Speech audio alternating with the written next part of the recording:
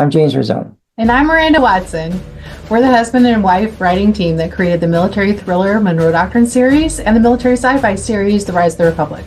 We have some additional content we'd like to share with you guys today, and we hope you'll find it informative and entertaining. We're planning to create more videos similar to this in the future.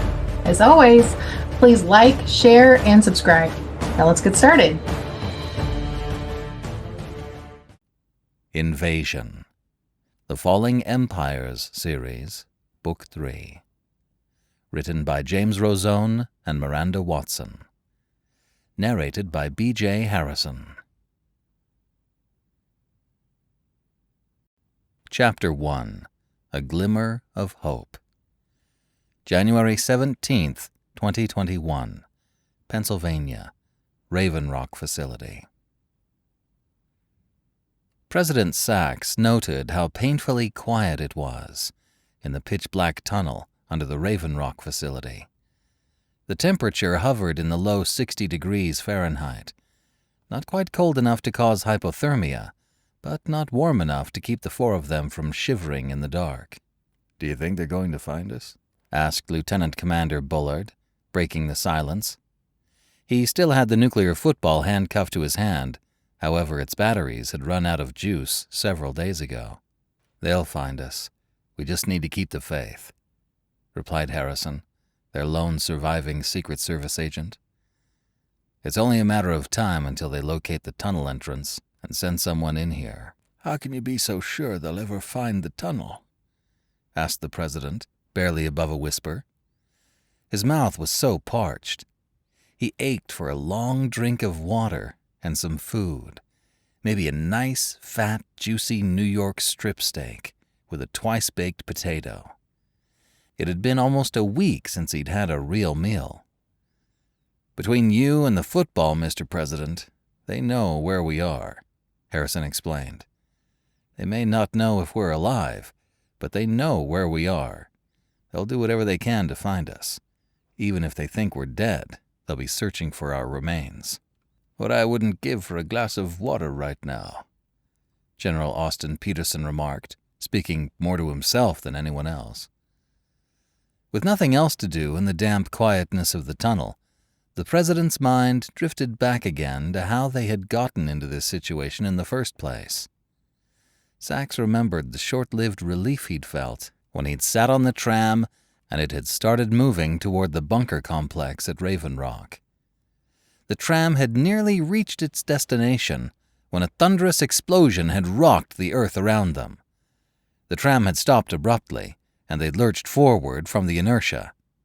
General Peterson swore angrily. The reeling motion had caused pain to shoot through every fiber of his already injured body. Agent Harrison called out, "Hang on, everyone. This tram can operate on battery power." There were a few moments of muffled noises as he searched for the switch, and then two beams pierced the pitch blackness around them. The air was thick with dust and smoke, which seemed to be streaming in from around the edges of the blast door ahead of them. The president coughed reflexively. Harrison walked back to the door and touched it cautiously. "Ow, damn it!" He yanked his hand away and shook it feverishly. "There's a fire behind this door," he announced. "Oh, that's just lovely," General Peterson remarked sarcastically. "Now what are we going to do?" asked Lieutenant Commander Bullard, concern and fear in his voice. "We barely made it out of Camp David alive." "Well, obviously we can't go forward," said Agent Harrison, still nursing his left hand. "Our only real option is to go back."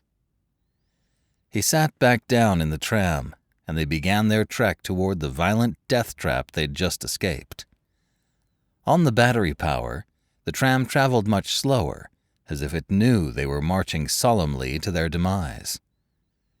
They'd only traveled about 500 meters down the tunnel before they discovered a cave-in. They were trapped.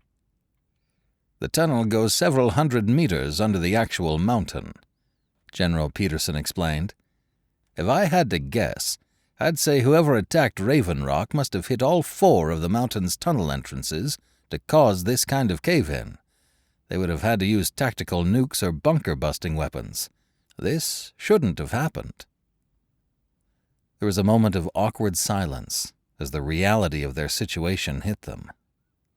Well, I guess rescuers would be more likely to find us near the bunker blast door than in the middle of this tunnel, Agent Harrison postulated. We could go wait closer to that end. They pulled the tram forward again, and then Harrison announced, "We need to do an inventory of what we have down here. Everyone, empty your pockets." Unfortunately, no one had so much as a granola bar or a pocket knife with them. The only supplies they had were in a small bag in the back of the tram: one flashlight with a fresh battery, an emergency first aid kit, 2 one-liter bottles of water, and 2 IV bags of normal saline. They did their best to patch up General Peterson's leg and gave him some Tylenol to help with the pain. "Go easy on the water, General," Sachs told Peterson. "We don't have that much for the 4 of us, and we have no idea how long it will take to be rescued." "I'm going to propose that we only keep the tram headlights on for about 10 minutes every 5 or 6 hours, Agent Harrison suggested. "That way we'll be able to explore our surroundings and at least have some periods of light to keep us sane." Time crept by so slowly in the perpetual midnight. President Sachs found that he had to stop checking his watch. Every time he hit the button to light up the display, he was remarkably disappointed by how few hours had elapsed. About 2 days in, Bullard made an announcement during one of their explorations. "Hey, guys, I think we have a problem." "What is it?" asked Agent Harrison. "There's a crack in the wall that's leaking water." They all walked over briskly to examine the issue. "Bullard, that's not a problem. That's a freaking miracle," said General Peterson. "How do you figure?" asked Sachs. "It's leaking really slowly. There's not enough water coming in to threaten us, but it might just help us survive," explained Peterson. "Harrison, can you bring me the first aid kit?" With the deft hand of a survivalist, the general took several of the unused bandages and packed the cloth into the crack. Then he broke off the top of the plastic container that housed the first aid supplies and placed it under the end of the fabric. "This is going to take a while to fill up. My best guess is we might have filled this container top in a couple of hours. We should all take turns. Mr. President, you'll go first, then Lieutenant Commander Bullard, then Agent Harrison, and I'll go last. Make sure you place this lid back underneath to catch whatever water we can. I don't know how clean this will be, but it has to taste better than the pee we've been drinking," Sachs said sarcastically. Agent Harrison had suggested at the outset that they collect their urine. No one had liked the idea, but they all acknowledged that they were going to have to get creative to find ways to stay hydrated long enough to get rescued and see their loved ones again. The crack on the wall had been discovered 3 days ago. Not much had happened since then. It left an awful lot of time for the men to think, and for their minds to play tricks on them. Sachs started hearing noises, but he wasn't sure if they were real or just another figment of his imagination. He waited several minutes before he finally asked, "You guys hear that?" "I hear something," Peterson confirmed, "although I have no idea what it is." They listened intently. "Is that a jackhammer?" asked Bullard. "It's hard to tell. It's so far away," said Peterson. The volume grew slowly over time. There seemed to be some other type of machinery running on the other side of the blast door as well. Then, to their dismay, the noises stopped abruptly. "Hey, we're in here!" shouted Agent Harrison. He tapped on the blast door with the flashlight, hoping the clanging would echo and alert the people on the other end of their presence. The noises on the other end did not return. Periodically, one of them would use the flashlight to tap on the wall, but it was to no avail. A full 24 hours went by without even a hint of activity. They sat in the tram, trying their best to catch some rest while they waited, but the silence was excruciating. "Did you hear that?" asked Lieutenant Commander Bullard suddenly. Sachs sat up in the darkness, holding his breath as he listened to the quiet of the tunnel. His senses slowly returned to him from that groggy place of disoriented sleep, and then he heard the most beautiful clamor of his life. "Sounds like the jackhammer is back," he said. "I think it's getting louder," Bullard confirmed. Agent Harrison turned the flashlight back on and walked to the blast door. He put his ear against the cold steel before shutting off the light to conserve the battery. "I can feel the vibrations through the door," he announced. "They're definitely chipping away at whatever is on the other side." The pounding stopped for a minute, and Harrison used the back of the flashlight and tapped against the steel door, hoping that whoever was on the other side might hear him. The machinery kicked back up, and there was nothing to do but wait. Slowly, the noise grew louder. The president was almost certain that whatever digging machine was on the other side was now nearly at the door. After some time, the racket stopped. Agent Harrison immediately tapped on the metal with his flashlight. Tap, tap, tap. "Oh my gosh, did they actually hear us?" asked Sachs. Harrison quickly tapped on the blast door again. Tap, tap, tap. At this point, Harrison turned on the light and whacked the door forcefully. Bang, bang, bang. This time, something much more substantial pounded on the steel door. "Holy crap, they can hear us!" shouted Harrison excitedly. "Try using Morse code," shouted Bullard, their lone Navy guy. "I don't know Morse code. Hell, who cares? They know we're here. That's all that matters." Agent Harrison pounded on the door several more times, which was answered with a few more bangs from the other side. Then the jackhammer started back up again. The excavation on the other side went on for several more hours. Then there was silence once again. Just when Sachs was starting to wonder if their rescuers had abandoned them, he heard a new noise. This time, it sounded like a high-pitched dental drill. That brain-piercing hum went on for probably 10 or 15 minutes until a small hole in the blast door appeared, and a tiny light flooded into their dark world. "Hello? Can anyone hear us?" came a voice from the other side. "Oh my God, yes! We can hear you! Please get us out of here!" shouted Agent Harrison excitedly. "Is the president alive? Is he with you?" "Yes, Sachs is still alive. He's here." "Can you please identify who all is with you?" asked the voice from the other side. Agent Harrison seemed to shift mindsets in that moment. "How about you tell me who you are first, and then I'll tell you who all is here with me." Sachs heard some voices talking on the other end before a new voice spoke through the hole. "My name is Liam Pritcher. I'm with the Army Corps of Engineers. We've been trying to dig our way to this tunnel for 6 days. I know you don't have any way to verify who I am, so you're just going to have to trust us. Believe me, if we didn't want to rescue the president, we wouldn't have spent 6 days trying to dig through this rubble to get to you guys." After a couple of seconds of calculating, Harrison responded, "I'm Special Agent Darnell Harrison with the Secret Service." He let out a deep breath. "I have the president, along with Lieutenant Commander Ashton Bullard, who has the nuclear football, and General Austin Peterson, the chairman of the Joint Chiefs. The general is injured and desperately needs medical attention. The rest of us are fine, other than being dehydrated and hungry. Is it possible for you to pass some water through to us?" There was some murmuring on the other end. "Hold on, Agent Harrison.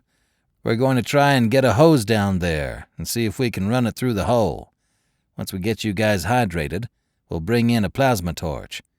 You'll need to move further away from the blast door back into the tunnel. The locking mechanism on the door is in place, so there's no way for us to open the door easily. We'll have to burn a hole that's big enough for you guys to crawl out. It could take the better part of a day, but we'll make it happen." The president and the other men that had been trapped all reacted differently. Agent Harrison did his best to conceal the tears of joy in his eyes. Bullard let out a "yes" and pumped his fist in the air. General Peterson showed little external reaction, other than to let out a deep sigh. The president didn't know how to respond at all. He felt like crying and laughing at the same time. "Oh, by the way, it's damn good to know that you guys are alive," said Liam from the other side of the door. "We'd nearly given up hope on finding you guys."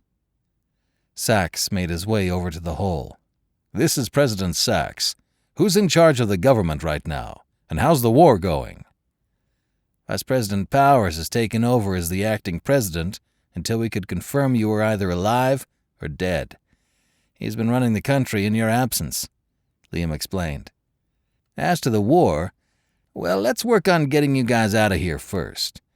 What I can tell you is we're not losing." The president grunted at the response. "Fair enough, Liam. I'm glad Luke's taken over. Please send a message to him and let him know we're alive and doing well. We're looking forward to getting out of here." "Will do, sir.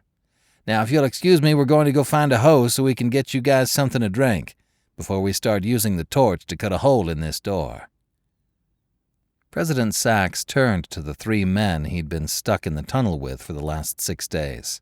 "Gentlemen, when we get out of here, I want you to know that you guys are coming to the White House for a well-earned private meal with me and the First Lady. I can't thank you enough for not losing faith, even when I felt like I had.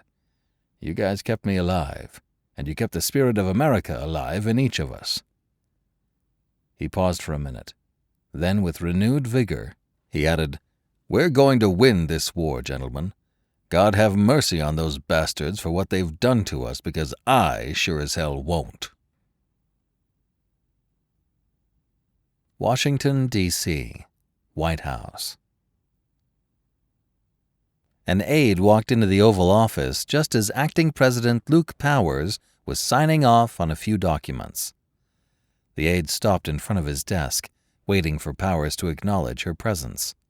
Pausing what he was doing, Luke looked up at the aide. "Oh, hi, Linda. I finished signing these documents for Homeland. Can you please have them processed?" he said as he pointed to the outbox on the right corner of his desk. Smiling, Linda replied, "Yes, Mr. Vice President, not a problem. Sir, we just got a message from the rescue crew at the Raven Rock facility. They believe they may have found the President alive. Rich Novella asked for you to come down to the Situation Room. They're working on getting some more information from the crew there." Vice President Powers lifted his left eyebrow, and then a broad smile spread across his face. "Then by all means, let's head down to the Situation Room, Linda." Linda scooped up the paperwork and then led the way down the hall. As soon as Powers walked into the Situation Room, he saw a secured video teleconference had been set up. He quickly ascertained that the image on the other end was the engineering crew at Raven Rock. A small hole had been drilled into an imposing steel door. Suddenly, he heard the voice of the president. Turning to the rest of the folks in the room, the vice president asked, "Can they hear us?" Rich nodded. "They can. You want to say something to them?" Powers nodded. Rich unmuted their connection.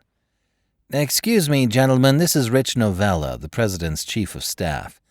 I have Acting President Powers here with me. We'd like to know if we could say something to President Sachs." A minute later, they had fed a microphone through the small hole, and the Vice President heard the voice of his Commander-in-Chief. "Hey there, Luke. Thanks for running the country for me a little while," he said lightheartedly. The Vice President fought back tears. "It's so good to hear your voice, sir," he managed to say. "I've been praying for you to be found safely since the attack." The two talked for a bit about the situation at large, and the President passed on a few messages for his wife and family. The Vice President cleared his throat. "Mr. President, God only knows if there's another enemy direct action unit nearby that could potentially try to finish the job they started. I feel strongly that we need to get you to a secure environment before we announce the story of your incredible survival to the world at large." "Makes sense, Luke," Sachs responded, clearly a bit unnerved by the implications of what had just been said. "So, I guess that means I could use a few more of those prayers of yours. Chapter 2. A War of Choice. January 17th, 2021. New Delhi, India. Secretariat Building. Prime Minister Bomri put his tea down when he heard Ambassador Singh mention the phrase tactical nuclear weapons.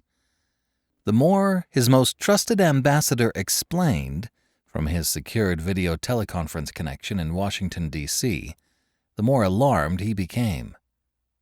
Could the situation in America really be this bad?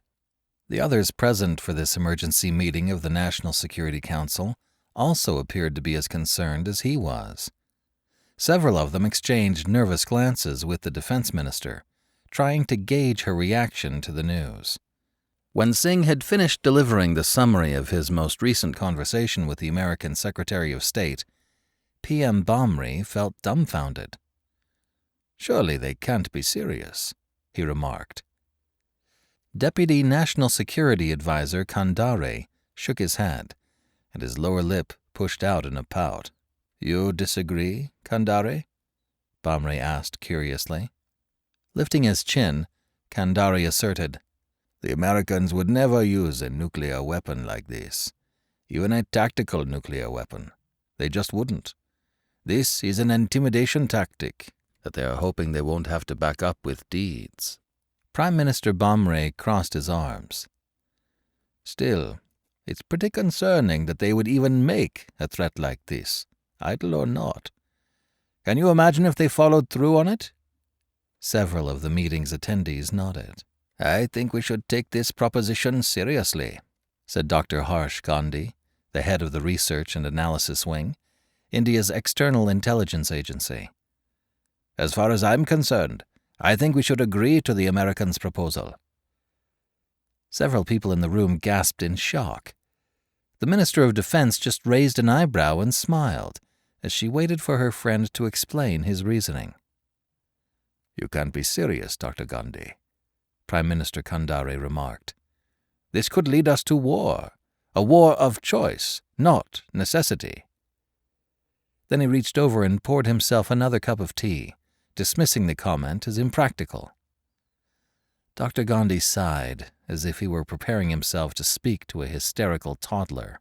"Mr. Prime Minister, Deputy NSA, Secretary Kegel is right about one thing. The Chinese military is extremely over-leveraged right now. If we make a credible threat against our disputed territorial areas, or threatened to liberate Tibet, it would probably cause the Chinese government to halt invasion plans at the southern American border. It could also lead us to a war we don't need to fight," the Prime Minister retorted hotly. Defense Minister Sitaraman shook her head. "That's not entirely true, Prime Minister. Just because we move forces to the line of control and appear to threaten China does not mean we have to follow through on that warning and invade. We just have to appear, albeit convincingly, as if we are willing to do so."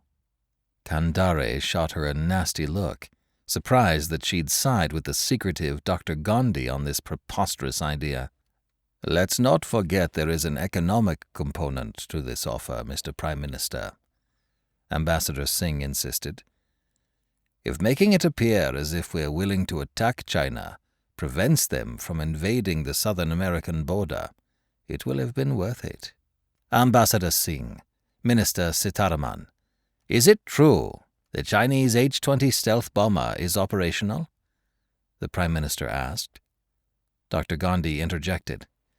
"Yes, it has to be true." "I agree. I don't see any other alternative. The Americans have no reason to lie to us about this," Ambassador Singh concurred. "Plus, I don't think any other aircraft could have gotten close enough to deliver its bombs to hit the Raven Rock bunker. 2 of the 3 pairs of Russian blackjack bombers were hunted down and destroyed before they even made it to their targets.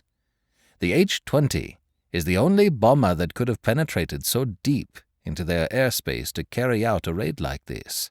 We know the Americans shot down at least one of the H-20s over the state of Maryland, and the other may have been destroyed when they raided the Canadian Air Base at Cold Lake a few days ago," answered Dr. Gandhi. "However, even with the high-powered radar that the Americans have, the Chinese still managed to use these aircraft for maximum impact. Just imagine what they would do to our less sophisticated radar networks. Plus, I can all but guarantee you that they didn't use their only H-20s in this single attack. There have to be more of them out there, ready to strike." Prime Minister Bomri grimaced at the implications of this new stealth weapon the Chinese appeared to have unveiled. "If the H-20 is operational, then that changes the calculus for everything," he uttered in exasperation. "Do we even have any idea of how many of them they have operational, or where they even are?" Dr. Gandhi leaned forward and lit up another cigarette. "My agency believes they have at least 12 of them up and running, but we have no idea how many more they may have in production," he explained. "We believe that they have them based at the Foluo Northeast Air Base on Hainan Island." He puffed away nonchalantly. The man was a veritable chimney. Deputy NSA Kandari wrinkled his eyebrows. "Why Hainan Island? I would think they would have positioned these bombers to be closer to Beijing." Shaking his head as if he was talking to a student who just asked a rudimentary question, Dr. Gandhi replied, "The advantage to Hainan Island is its location. Remember, this aircraft is designed to give the Chinese Air Force the opportunity to strike at the American air and naval facilities in the Pacific. Hainan places them in range of Guam and their budding facilities in the Philippines and Singapore. They could have some of them stationed near Beijing, but they know more eyes and satellites watch those bases. The Foluo base also has the advantage of multiple aircraft storage facilities built right into the mountain the base is adjacent to. They can hide those bombers under the mountain, out of sight of satellites and prying eyes." The Prime Minister shook his head. "Regardless of where these bombers are stationed, if they have them in any serious numbers, they're a game-changer to our national defense strategy. They could carry out a decapitation strike of our government, and we'd never know it was happening until it was too late." He let out his breath in a huff. "Honestly, I'm not comfortable with making even a perceived threat to China if they have a first strike capability like this." "If I could, Mr. Prime Minister, we've made it abundantly clear to China that any first strike weapon used on our government would be met with a nuclear response by us," Defense Minister Sitaraman insisted. "That has been our declared stance to both the Chinese and the Pakistanis. I don't believe the Chinese would test our resolve to use nuclear weapons if they launched a first strike against us, not when they have a large portion of their air force and army preparing to invade America. It's my opinion that the Chinese will tread lightly with us and take any aggression or perceived threat from us seriously. They know they are in no position to fight or win a protracted war against the Americans and us simultaneously. I have to agree with Ambassador Singh and Dr. Gandhi. China is at its weakest point right now. We should not abandon our American friends in their time of need like this. Their economic offer could also help us for decades to come, and that's not something we should just dismiss without careful consideration." Deputy NSA Kandari folded his arms indignantly. "You can't be taking this proposal into earnest consideration, Prime Minister. This could lead us to a war we neither need to be involved in nor benefit from. This is not a wise decision." Rubbing the stubble growing on his chin, the PM leaned back in his chair as he thought about all the implications and what to do. He knew if he turned his back on the Americans now, and the current administration happened to survive the war, India's relations with the Americans would be severely damaged, especially if Sachs was still in charge. The man could hold a grudge. Then again, if India went to war with China, that could be just as disastrous. There has to be a middle position somewhere in all of this, he thought. Sitting forward in his chair, he stared at Sitaraman, his Minister of Defense. Okay, we'll move forward with the American proposal. But before you get excited, I want you to know that we have no intention of following through with our warning to invade China. We aren't going to go to war with China.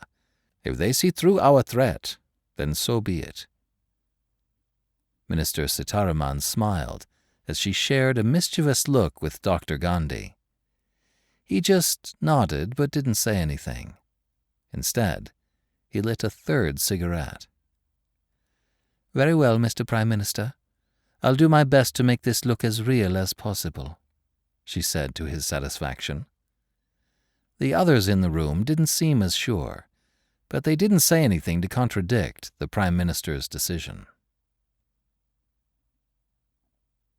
When Minister Sitaraman left the National Security Council meeting, Dr. Gandhi joined her as she walked down the hallway back to her office. How real do you want this charade to look? He asked with a devilish expression. She snickered. Charade? You think we'll back down, do you? Gandhi raised an eyebrow before a smirk spread across his face. I'll get my people ready then, he responded, and then he broke off from their walk to head back to his own office. Beijing, China. After the dastardly attack across Beijing at the outset of the war, President Chen had moved the entire government and military leadership to the Joint Battle Center. The JBC was a deep underground command bunker just outside Beijing. It was essentially China's version of Raven Rock. The only difference was that their hardened shelter sat nearly 2,000 feet below the earth and couldn't be penetrated by American bunker busters or even tactical nuclear weapons. The day the American stealth bombers had paid Beijing a visit was a horrific day for the people of China. More than half of the 166 members of the Standing Committee had been killed during the raid on the exclusive Jade Spring Hill housing development and the Zhongnanhai government compound. The attack had nearly killed President Chen. The decapitation strike would have found its target had Chen not unexpectedly stayed the night at a military base when his meeting about operations in the American Southwest had gone late into the evening. As it was, his wife and 2 children had been killed in the raid, leaving Chen emotionally devastated. It had infuriated him to no end that the Americans had not only tried to kill him, but they'd gone after his family. Fear and panic had gripped the city. More than 2,000 people had died during the daylight raid on the capital. Once the immediate anxiety and alarm had subsided, the people became enraged, first at their own government for having failed to protect them, and then at the Americans who had attacked them. The Ministry of Information quickly went to work crafting and shaping the government's message of what happened and carefully choreographed its dissemination to the rest of the country. By the second day of the conflict, the orchestrated messages began to have their desired effect.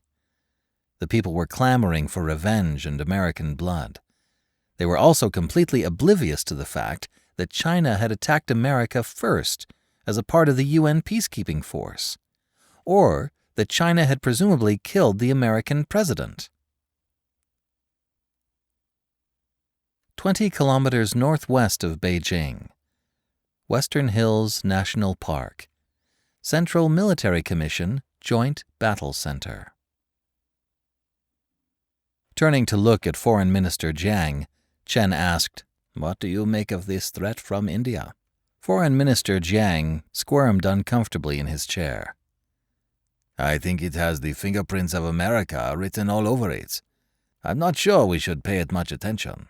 I'm personally more concerned with the Americans' threat to use tactical nuclear weapons, asserted General Wu. Do you really think they would attack the Three Gorges Dam? Admiral Hu shook his head. The Americans can't be serious about nuking the dam. It's not a military target, he explained dismissively. If the Americans were ever to use nuclear weapons, either as a first strike or in retaliation, they would hit military targets. That's been a part of their doctrine since the Cold War. I simply can't believe they would attack a civilian dam, especially the Three Gorges Dam. The entire world would turn on them if they did that. General Ma smiled. You say the world would turn on the Americans if they used a nuclear weapon on the dam, and they might. But let's not forget our battle plan to defeat the Americans relies exclusively on using EMPs and nuclear weapons on several civilian targets. There's a high likelihood that the Americans will respond by hitting the dam. I think we need to be prepared for that, in case it were to happen. Ma Xingrui was the head of the PLA rocket force. He was one of the new crops of generals Chen had been moving into the senior ranks of the PLA as part of his plan to modernize the military and replace the old guard with younger men who were loyal and more pliable. Turning to look at Ma, Admiral Hu retorted, You may be right, General. However, the loss of life from the destruction of the dam, while tragic, wouldn't collapse our country or government. When we detonate an EMP over parts of America, their technology-dependent society will simply implode. Furthermore, the difference between the Americans and us is that we don't care what the rest of the world says or thinks of us. When our plan is complete, we will be the dominant military and economic power, not just in Asia, but across the globe. When we tell the world to jump, they will ask us how high. President Chen shook his head at the banter between the military men. Gentlemen, we have war-gamed this out many times the last several years. If we are to defeat the Americans, then we need to continue to fan the flames of their internal civil war and also remove them as a naval power in the Pacific. He paused for a second before continuing. Unless we neutralize the American Pacific bases and their remaining carrier strike groups, our convoys to Mexico will be continually interdicted and harassed. We're going to take a serious reputational hit with the international community when we carry out this attack, but it will be worth it. Time has a way of healing old wounds. Let's not forget that it's the victors that write history. We will craft the message the world will read about for generations to come. Chen turned to his foreign minister. I want our ultimatum issued to the Japanese. They are to either kick the remaining Americans out of their territory or feel our wrath when we attack. Make sure to tell them that we have no intention of invading Japan or occupying their country. But if they are going to remain in a military alliance with the U.S., then we will be forced to deal with them as a threat. Tell them they have until February 1st to kick the Americans out of their country. The foreign minister wrote a few notes down, then nodded his head in agreement. Pausing for a moment, Chen looked at his military leaders and leaned forward. Back to this Indian intimidation. Here's what we are going to do. We can assume the Americans put the Indians up to making this threat against us. Well, I'm not buying it. I don't believe the Indians would sacrifice their trade relations with us to help the Americans. Let's send a message back to India, telling them we know this is a bluff and we're calling them on it. Tell them we have an excellent trade relationship with each other, and they shouldn't risk it over some naive attempt at helping an illegitimate American government stay in power. Furthermore, send a message back to the American Secretary of State. Tell her we see through their idle threat and attempt to coerce the Indians into doing their bidding. Remind her that the world stands united against the administration she represents, and the sooner acting President Powers relinquishes control and Senator Tate is sworn into office, the sooner this conflict can end. Until it does, China is going to work with the UN to liberate the American people from a dictator in the White House. In the meantime, I want our military forces made ready to attack the American naval and air bases in the Pacific. We also need to prepare for the eventual nuclear response we are sure to receive.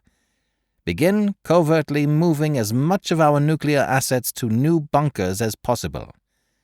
Make sure we are feeding the Americans enough information to target the bases we want them to hit, and not the ones that would hurt us the most. In a few weeks, gentlemen, America will either have a new leader that is amenable to our way of thinking, and this war will end, or their nation will simply cease to exist. He sat back in his chair and smiled. Some of the older men at the table murmured. Not all of them were entirely on board with this all-in approach to dealing with America. However, the younger leaders all smiled and nodded. Chapter 3.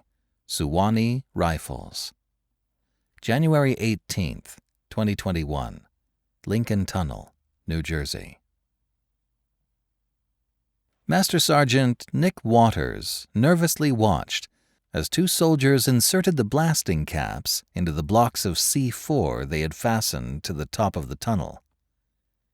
"Are you sure we should do this, Captain?" he asked. Even though there was no traffic due to their roadblock, he spoke in hushed tones, as if they were about to be discovered. "Our orders are to bug out of the city and fall back to Morristown with the rest of the battalion." Captain Fielding shrugged dismissively. "We've got to find ways to slow this UN force down, Master Sergeant," he retorted.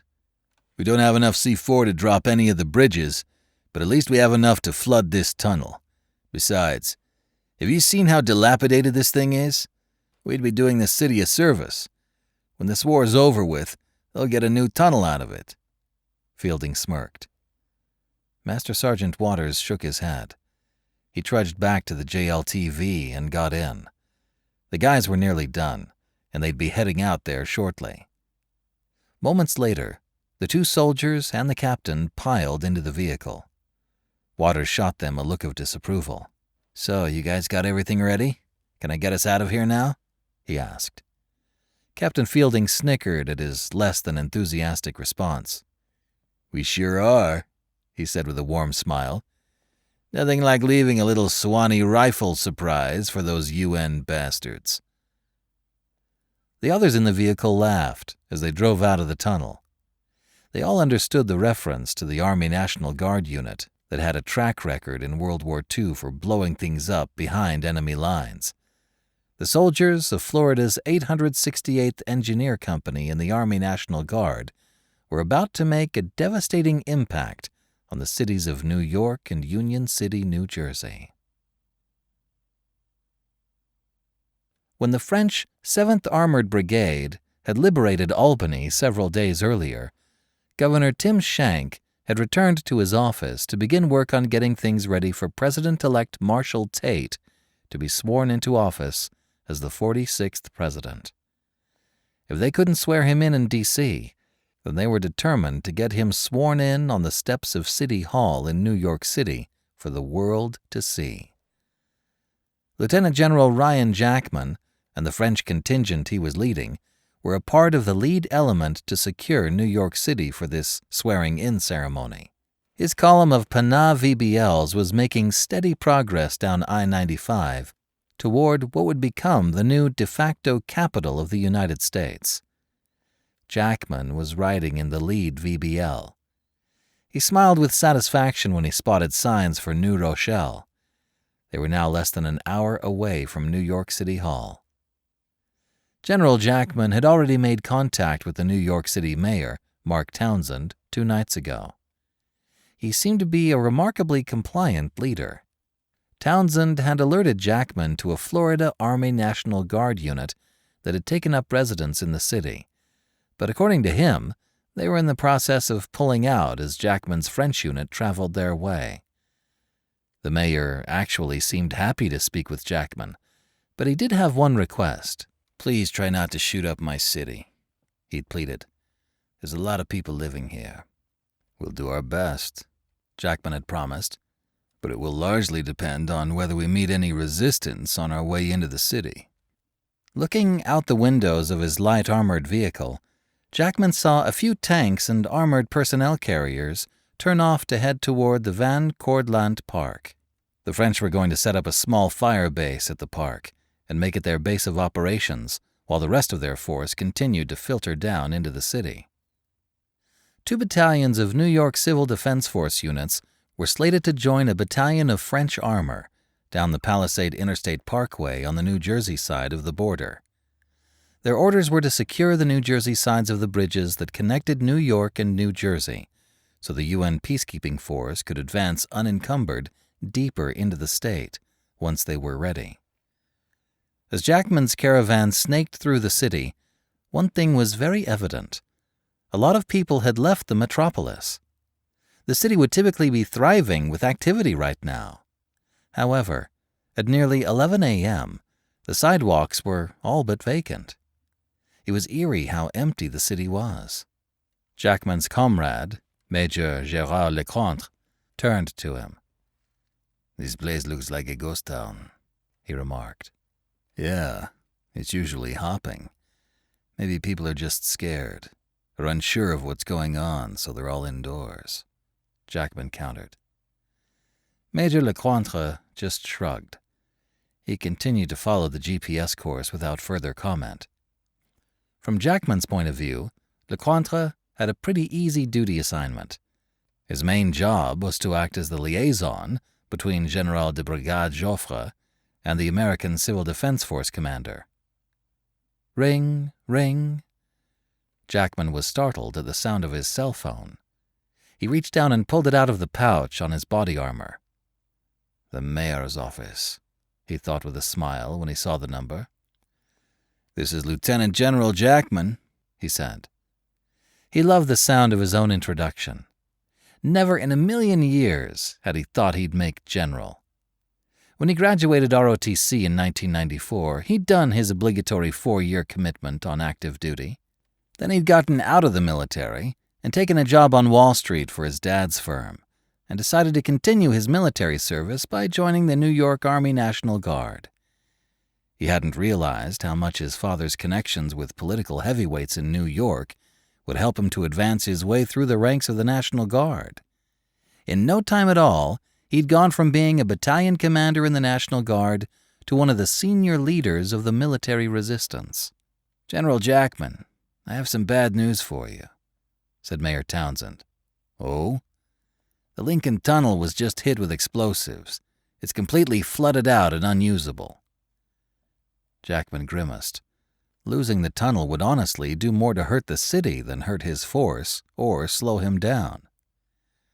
"Thanks for the heads up," Jackman replied. "Are there any federal forces that you know of in the city?" Major Lecointre shot him a sideways glance. "My intel is that they've all cleared out."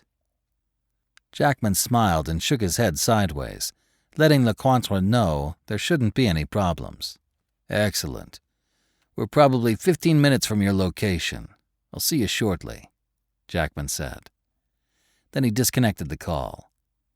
In a way, it felt good to be able to tell a mayor what to do and when to do it, instead of the other way around.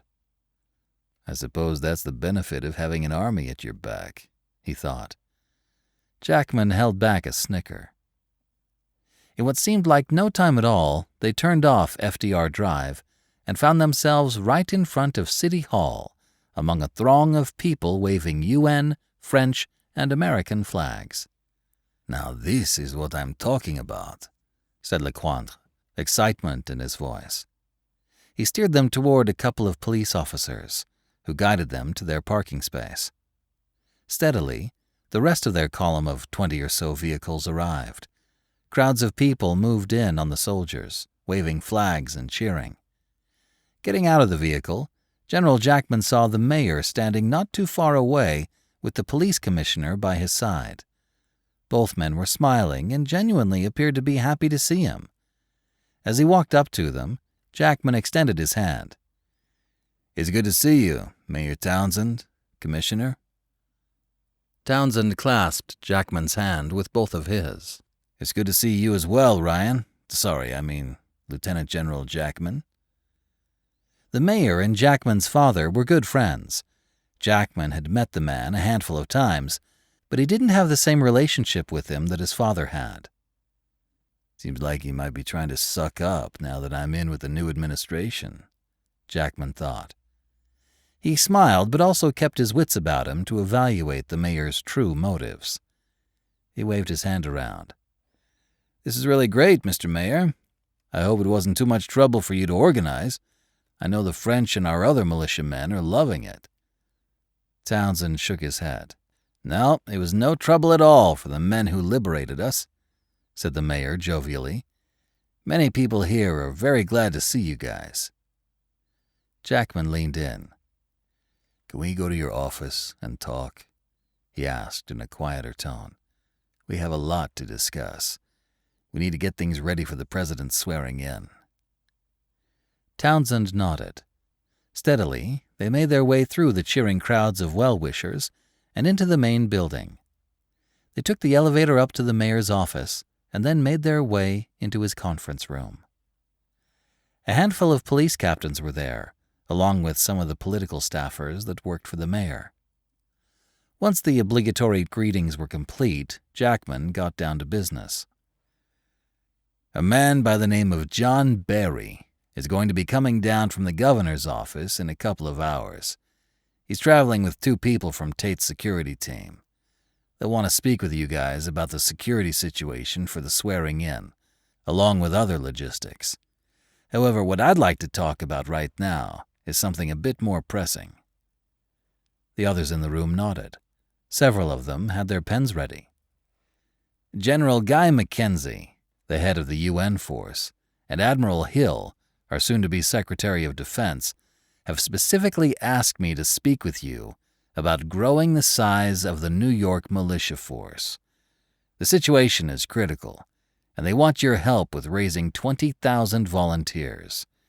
If we aren't able to get the numbers we need in the next week, then we're going to need to work out a system to draft them." The police commissioner scrunched up his face. "So let me get this straight. You just rode into town on a French armored vehicle, and now you're asking us to help you recruit 20,000 people to join the governor's militia force in a week? How do you expect us to do that?"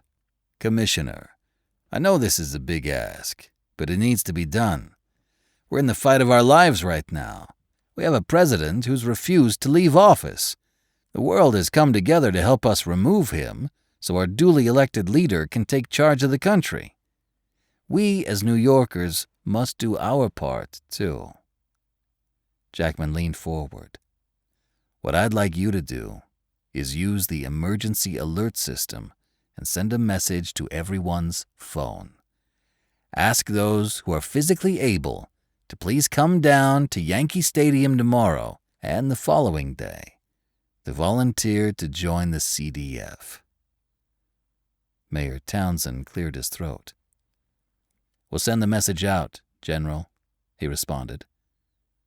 There was a short, awkward silence before he said, "If you don't mind me asking, how is the war going? We're receiving mixed reports, as you can imagine." Jackman sighed. "I won't lie. It's been a tough fight. Some sectors are going better than others." "We've heard a report that federal forces out west are cutting Canada in half. Is that true?" asked one of the mayor's staffers. Jackman cocked his head to the side as he calculated his answer. "As I said, some sectors are going better than others. What I can tell you is that the UN just liberated Chicago. Even now, they're working their way to liberate Milwaukee before they expand out to Madison, Wisconsin. We've also liberated the entire Upper East Coast and now New York. But we do need more volunteers. Our UN partners have been taking a terrible beating, and they need us to step up and do our part in this. It is, after all, our country." "We'll make sure you get your volunteers," the mayor said. Everyone nodded their heads, and the police commissioner had at least uncrossed his arms at that point. Bellingham, Washington State. Marcy finished packing a box of some items she felt had some real sentimental value to them. She'd had these family photo albums converted to digital a few years back, but she still liked looking at the old pictures. They reminded her of happier times, canoeing and hiking with her family at Mount Baker Snoqualmie National Forest. Those yearly trips with her grandparents and extended family had been a big part of her childhood. In the winter, they'd go snowmobiling through some of the trails, ice fishing and skiing, and then in the summer they'd fish, canoe, hike and climb. It was a lot of fun. She then found an album of her and Jake. She briefly opened it, staring at some of the photos. This particular book started when they were in college, carried through their wedding, and then covered Jake's time in the Army and the years they'd lived in Germany. Marcy and Jake had met their first year at college. They were both on the cross-country team. She was a nursing student, and he was a civil engineering major. Over the next 4 years, the two of them spent a lot of time outdoors, running various trails and hiking to keep in shape. Jake had gone to her church and had taken a real liking to her family. He'd joined them on their yearly pilgrimage to Mount Baker and the surrounding area. It was no surprise when he'd proposed to her at the end of their junior year. They had agreed they would get married the summer after they graduated. After graduation, Marcy had found a job working as a nurse, and Jake had found a job working for an engineering firm. What Marcy hadn't counted on was that a month after the wedding, Jake's family would be tragically killed in a car accident. The deaths of his parents, brother, and sister had absolutely devastated Jake. He'd withdrawn from friends, and to an extent from her. It said he felt like he didn't have a purpose anymore. She knew that was extreme, but she also knew Jake had been very family-oriented. So the loss of his entire nuclear family had really thrown him for a loop. When the U.S. had invaded Iraq, several of Jake's friends from college had joined the Army. They told him about how the Army was going to pay off their student loans and was handing out signing bonuses like candy. Then one day, when Marcy came home from work, he told her he'd talked with an Army recruiter. She thought it was a phase, but when she saw some material on the kitchen table, she asked him more about it. "I feel like I need to do my part," he said. "I want to serve my country in this war." Marcy had been heartbroken. She'd understood the desire to be part of something greater, but they had just gotten married. She couldn't bear the thought of him leaving, or worse, possibly getting killed over there. He told her about the student loan repayment and the sign-on bonus. The payment was large enough to pay off her student loans as well. He reasoned with her that a 6-year stint would allow them both to walk away debt-free with a clean slate. The only catch was he had to go enlisted if he wanted both the bonus and student loan repayment, and he'd have to go into EOD. Not knowing what that was, she had agreed, and the next day he'd started the process of joining the Army. At first, she didn't mind the Army. After his initial training, they were sent to Fort Lee, Virginia, just south of Richmond. Marcy appreciated Virginia. It was so different than Washington State. When Jake finished his advanced training, he was sent to a unit in Germany. This began their first great adventure as a married couple. Marcy loved Germany. She just wished Jake had been able to see more of it with her. They had arrived in Germany at the height of the Iraq War in January of 2005. Over the next 4 years, Jake had deployed twice, and one of the deployments had ended up being 18 months. He extended to stay in Germany another 4 years, this time with a different unit. During the following 4 years, he only deployed once, to Afghanistan. The only reason he'd been able to come home early from Afghanistan was that he'd caught a piece of shrapnel in his right arm and leg. When his time in Germany ended, so did his army career. Truthfully, Marcy had been grateful that he'd left active duty. She was growing tired of being married to a guy who was hardly ever home. Plus, they'd been unsuccessful in starting a family. In between all of those deployments, she'd had a total of 3 miscarriages. After the third one, they'd decided to stop trying. She couldn't bear the thought of losing another baby.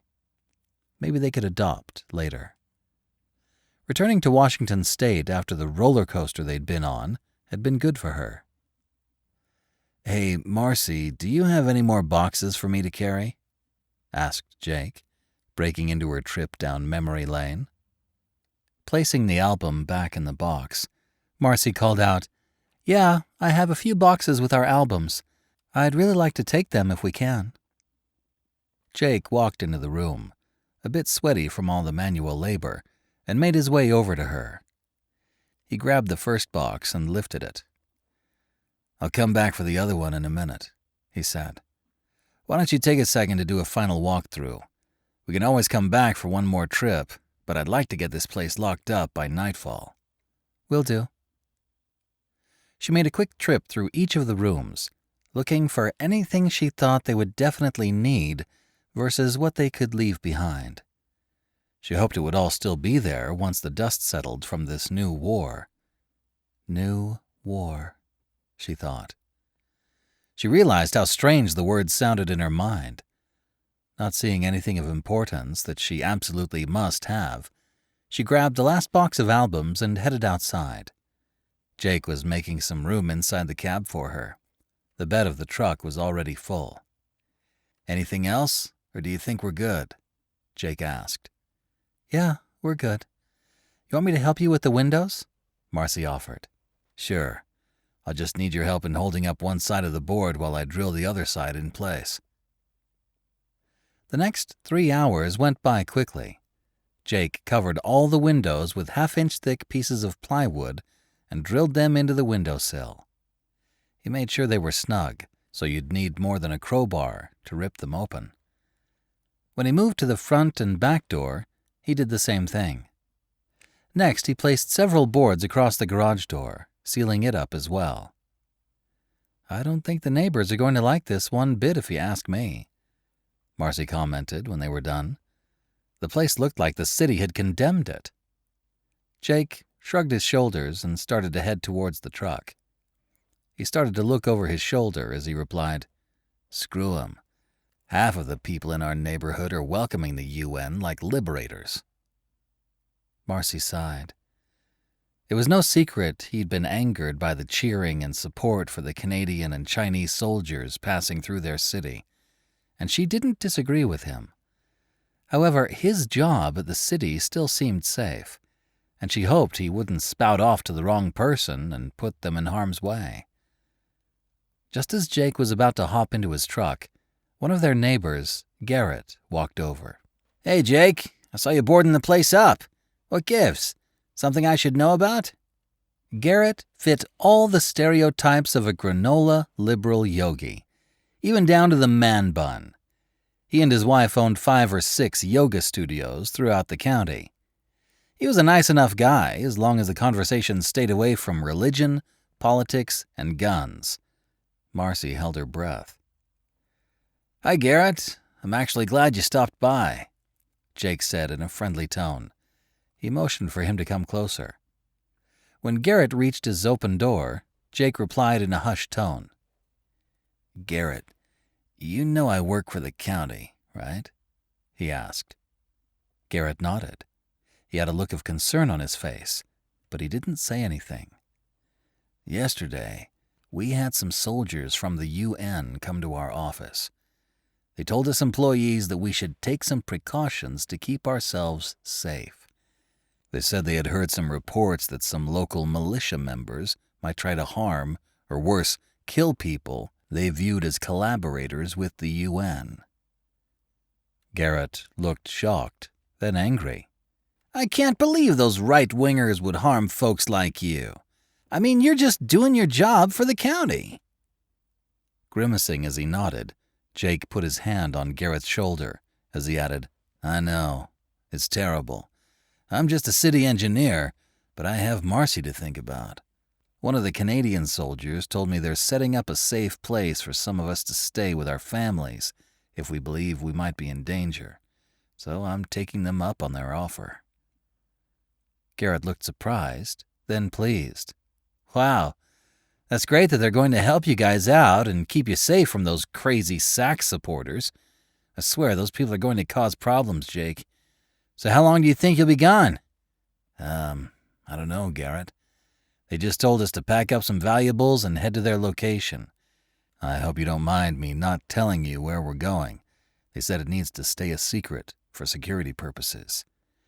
But if you could do me a huge favor," Jake said as his voice trailed off. "Sure, anything, Jake," Garrett replied warmly.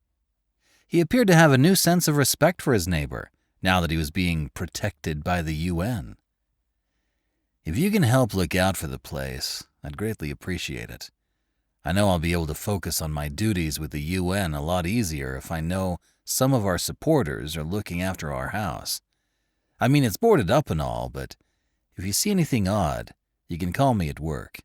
My number hasn't changed, and it still works, at least until those Sax supporters find a way to disable our lines." Marcy struggled to keep herself from laughing at the overt embellishment Jake had added to his story. She watched as her husband handed Garrett one of his business cards with his direct line on it. "Yeah, man, you can count on me, Jake. Thanks for telling me. And thanks for working with the UN. I'm sure things will get sorted soon enough. Tate will be our president soon, and this will just be a hiccup. You wait and see." Jake shook Garrett's hand. "Well, I need to get going to the location. I'll talk with you later, man, when this is all sorted. We'll have you guys over for some wine and cheese. Now that I'm officially working for the UN, I'm going to try and use those privileges to see if I can't get some wine and specialty cheeses from across the border." Garrett shook his head in amusement. "Well, if they're looking for more people, tell them I'd be interested in a job. Talk to you later, neighbor." A minute later, Jake was back in his truck and headed out of the neighborhood. Marcy turned to look at him and busted a gut laughing. They both did. They laughed so hard they were crying. It felt good to let go of some of the tension they'd both been feeling.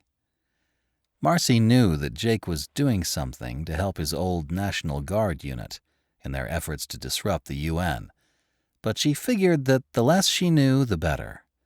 She'd rather help support him in other ways and maintain her plausible deniability. From the Bellingham Herald.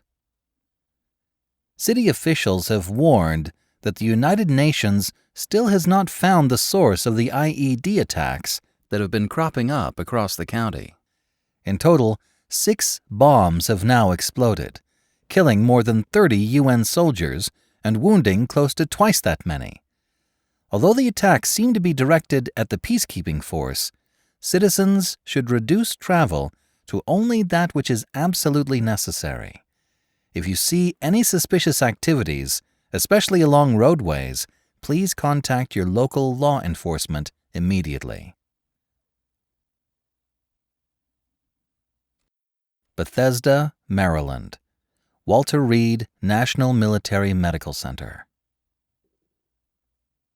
A few dozen armed Marines fanned out around the hospital helipad as a small fleet of flying contraptions made their way toward them. There was a V-22 Osprey in the center, with 4 attack helicopters flanking it. Behind the first wave of helicopters were 4 additional V-22s and another group of attack helicopters. Whatever was heading toward the hospital was bringing a lot of firepower. The first group of helicopters flew over the hospital grounds and loitered in a high orbit, while the group of 4 V-22s landed. They offloaded another company of Marines to add to the group that had already shown up at the hospital. Then a lone Osprey landed, while the attack helicopters hovered nearby, their chin guns at the ready. A swarm of doctors and nurses, ready to treat the 4 survivors of the Raven Rock facility, rushed forward. After being trapped in the tunnel for nearly 7 days, all 4 of the men were dehydrated and malnourished. The first person off the helicopter was General Austin Peterson. The injury to his right leg seemed to have developed an infection, and in the daylight, it was a bit more evident that he was now pale and running a fever. He was rushed off to surgery on a gurney. The remaining 3 men walked out of the helicopter themselves, sporting only minor lacerations and injuries. When President Jonathan Sachs exited the Osprey, several of the nurses and doctors nearby gasped. It was a shock to see him alive at all, but he was nearly unrecognizable in his dirty, disheveled, and exhausted state. The medical personnel on the helipad obviously realized at that point why there were so many Marines and Secret Service present at the hospital, and they were visibly moved by the knowledge that the president hadn't been killed during the first day of the war. The doctors and nurses insisted that their 3 new patients sit down in wheelchairs, despite complaints from each of them that they could walk on their own. With Lieutenant Commander Bullard, Agent Harrison, and President Sachs seated, they were quickly whisked off toward an examination room in the secure wing of the hospital. Once the doors on the rooftop opened, a dozen heavily armed Marines led the way, making sure the patients were led down the path that they had already cleared. A phalanx of Secret Service agents moved in sync with the doctor and nurses attending the president. Behind them, another platoon of Marines followed, determined to make sure no one was able to breach their protective perimeter of the president ever again. With the massive increase in security and the whirling thumping of helicopter blades churning above, everyone in the building assumed that the acting president must be paying a visit to some of the wounded.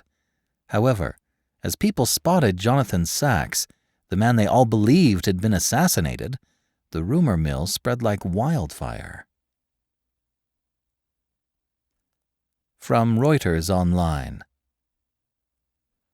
Unconfirmed reports are coming from Walter Reed Medical Center that a group of 4 survivors was found in the tunnel system under the DoD's Raven Rock facility. The survivors were purportedly flown to the military hospital so they could be treated for their injuries. A nurse working at the hospital has revealed to us that she saw a disheveled-looking President Jonathan Sachs brought into an examination room along with 2 other men. As of the time of this publication, we have not been able to confirm this information with the Pentagon, Walter Reed, the Secret Service, or the White House. If it is indeed true that President Sachs survived the attempt on his life, this would be an incredible turn of events. Camp Blanding, Florida. "No, that's not acceptable. You're going to do it again," Seth said in a firm yet commanding voice. He looked sternly at the young female recruit standing next to him. She grunted in frustration. "I'm trying my best, sir," she complained. "I just seem to be a terrible shot. I don't know why. I'm pretty decent with the M4. Recruit Amber Ryder had been about to fail her pistol qualification for the 2nd time when Seth had taken a moment to talk with her on the side to see what the problem was. Smiling, Seth took the pistol from her and motioned for her to follow him down to the end of the firing line, away from the other recruits. He signaled for one of the range sergeants to follow him as well. When they reached the last firing position, he placed the Sig Sauer on the table, along with 3 fresh magazines. He looked at her with a raised eyebrow. "You do know the difference between a clip and a magazine, right?" he asked. "Is that a trick question, sir?" She responded with a coy smile. "No, just testing you," he replied. Seth did his best to maintain a serious expression. "A magazine is what we place in a rifle or handgun. A clip is a strip of ammo we use to load our magazines." Seth smiled. "See? If we can teach you civilians the difference, then we can certainly teach you how to shoot. Now, I've watched you fire the M4, and you do just fine. So what's the problem with the pistol? What are you uncomfortable with?" "I guess it just kicks too much. I think I'm flinching right before it fires in anticipation of it kicking, and it causes me to miss." "That's right. That's exactly what you're doing, Ryder. You're afraid it's going to kick in your hand, and it causes you to flinch in anticipation. So here's what we're going to do. We're going to get you over your fear of it kicking. Once you become used to it, it won't faze you. You'll be able to pick it up and just shoot." Seth motioned for one of the sergeants nearby to bring them a dozen more magazines for the SIG, along with more ammo. Then Seth had her run through several mags. He had her alternate between firing each bullet one at a time with practiced aim and rapidly firing the pistol to empty the magazine as fast as she could. He showed her some tips for how to grip the weapon differently so that she could control how it felt in her hand. By the end of the hour, she had run through nearly 200 rounds of 9mm ammo and had improved her shooting form to where he believed she could now qualify. Seth had her go back to the qualifying lane for her last and final try to qualify with the SIG. It was a requirement for her to graduate training, as Seth had determined not to let any of their recruits fail. In his mind, if a recruit didn't pass, it was because either he'd failed them as an instructor or he'd failed to properly motivate them. In either case, failure was simply not an option in the Special Forces world. Seth stood behind and to the side of recruit Ryder. He watched with satisfaction as she shot one of the best scores of the day. When she passed him, she smiled and thanked him before she headed off to rejoin the other recruits, who were busy disassembling their pistols to start the tedious process of cleaning them. Sergeant Major Wilcock walked up to Seth. "You did good, sir. I thought you was going to be our first failure of this training program." Turning to look at his sergeant major, Seth leaned in so no one else could hear. "No failures, Wilcock. We've got to get these folks ready for whatever is going to be thrown at them." The gruff-looking sergeant major nodded, then spat a stream of tobacco juice to his left. "You're right, sir. I'll make sure we give the ones struggling on the range more practice, if that's what it'll take." His expression soured. "My concern is we're pushing them through training faster than they're ready for it. We normally spend 10 weeks training a raw recruit to be a soldier, and another 2 to 6 months for their advanced training before they're even sent to a line unit. Right now, we're pushing these recruits through in 4 weeks. It's just silly." "I agree, Sergeant Major. But look at it this way. These recruits are gearing up to be security augmenters, not combat soldiers. This isn't Afghanistan. We're not training a bunch of illiterate farmers and shepherds to go fight the Taliban. Just keep riding them hard, and let's make sure we're turning out the best possible recruits we can, all right? If you need to draw more ammo from supply or, hell, the local economy, then do it. But no weapons failures." The sergeant major nodded, and then proceeded to berate a recruit for not properly handling their weapon as the next group prepared to qualify with their SIGs. Smiling at the interlude between the senior NCO and the raw recruit, Seth moved on to the next batch of recruits in training. He walked over to a group being schooled by a couple of their Special Forces trainers on the art of hand-to-hand fighting. The difference between what they were teaching the trainees and what they would normally learn in the civilian world was that their instructors weren't teaching them how to score points or subdue an attacker. They were teaching them how to disarm an aggressor and kill them. There was no pussyfooting around in this training. "Remember, recruits, your job is not to let the enemy get close enough that you have to rely on this training," bellowed one of the Special Forces sergeants. "If you have to rely on this training, then you've already screwed up. Your best weapon is distance. You keep the enemy at bay, and you take him out with carefully aimed shots from your rifle or your pistol. You don't let the bastards get right up on you. You hear me, recruits?" "Yes, Sergeant," the group collectively yelled in response. Hearing someone run up behind him, Seth turned to see his XO, a senior captain. "What's up, XO?" he asked. "Sir, you're not going to believe it. They're reporting in the news that President Sachs wasn't killed. They found him alive, buried in the tunnel underneath Raven Rock. He's at Walter Reed being checked on now." Holy crap. I can't believe he survived. I'll tell you what, XO, that is one tough man to kill. Yeah, no joke. Oh, by the way, I heard some scuttlebutt from a friend of mine still back at SOCOM. Rumor has it, we may not be turning our recruits over to DHS after all. That news came as a bit of a shock. Seth looked around, wanting to make sure no one else heard them talking. What do you mean? Isn't that the whole reason why we're out here? He asked, waving his arm toward the trainees. My friend said the new SecDef, Howell, is pushing the acting president to reverse the original DHS plan and have the recruits formed up into DoD militia units to help augment the National Guard and active duty units. The XO held up his hands in mock surrender. I don't know how that's any different than just throwing draftees at the units and calling it a day, but apparently the new guy at the Pentagon wants to ramp up a militia force to use for this crisis and then quickly demobilize them when it's done. Seth snorted.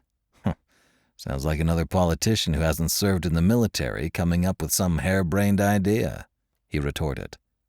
Seth looked off in the distance for a second before he returned his gaze to his XO. All right, for the time being, keep this to yourself. We'll continue to do what we're doing and get these recruits ready for the original mission until we're told otherwise.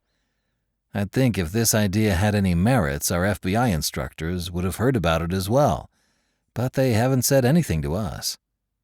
His XO nodded. Makes sense to me, sir. Just wanted to pass along what I was hearing. The two of them walked back to their main office. When Seth was alone, he made a quick call back to SOCOM to try and get the skinny on what was really going on. Ottawa, Canada, Lord Elgin Hotel. Marshal Tate heard his chief of staff, Jerome Powell, let out a raucous stream of profanity in the next room. His stomach sank. Whatever it was, it couldn't be good. He took a deep breath and walked over. What is it, Jerome? He asked. But in that exact moment he glanced at the TV and saw the scrolling headline at the bottom. There was his answer. Sachs is alive? He asked incredulously. Didn't they hit Raven Rock with 4 bunker-busting bombs? Jerome swore a few more times and then slapped his fist down on the conference table. He didn't seem to be able to speak using coherent sentences. Tate didn't want to wait for him to calm down. He grabbed the phone. It rang twice. Admiral David Hill, said his Secretary of Defense. Are you watching the news? Tate asked. No, sir, he replied, but I can turn it on now. Don't bother. Sachs is alive. What? Admiral Hill asked, clearly as shocked at the news as Tate was himself. You heard me. He survived the attack. A torrent of obscenities attacked Tate's ears. He moved the phone a bit further from his ear. When Admiral Hill paused to catch his breath, Tate said, Jerome felt the same way. Now you and General Mackenzie are the ones who got us into this mess. How do you plan on getting us out? An awkward pause ensued. Well? Tate practically barked. I'm going to have to get back to you, sir. You struck at the king and you missed, Hill. Now Sachs is going to be angrier than ever. You went against me and there's going to be hell to pay. Not only is Sachs alive, but the people no longer see us as liberators. He swore. The next time I talk to you, there'd better be a plan in place, or you're going to regret the day you were born. Then he hung up the phone, wishing the old receiver phones were still in style so he could slam it down in his frustration. Tate put his head in his hands. Jerome stammered, Sir? If I were you, I'd go take a walk right now, said Tate. He was angry enough to punch someone. Jerome followed his advice and exited the room silently. Marshal Tate was left alone with his feelings. He turned off the TV. He didn't want to hear another second of it. What are we going to do now? He wondered. As he sat there, his rage slowly subsided. He found himself feeling somewhat relieved that this plan hadn't worked. Tate had never wanted to assassinate Sachs. He'd wanted to beat him the old-fashioned way, at the ballot box. But I didn't do that, did I? He asked himself. He wondered why he was even doing this anymore. He hadn't won. He knew that now. The country was being torn apart over a lie.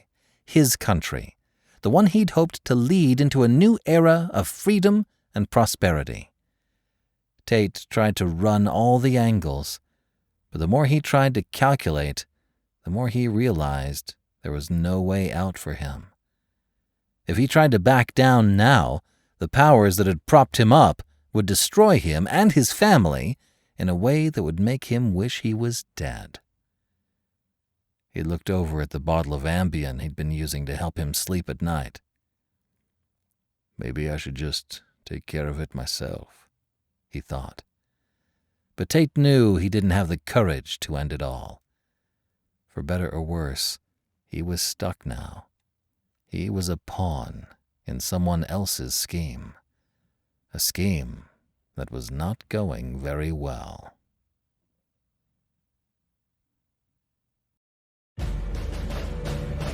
Thank you for watching our video. If you enjoyed it, don't forget to like, subscribe, and hit the notification bell so you'll never miss another video.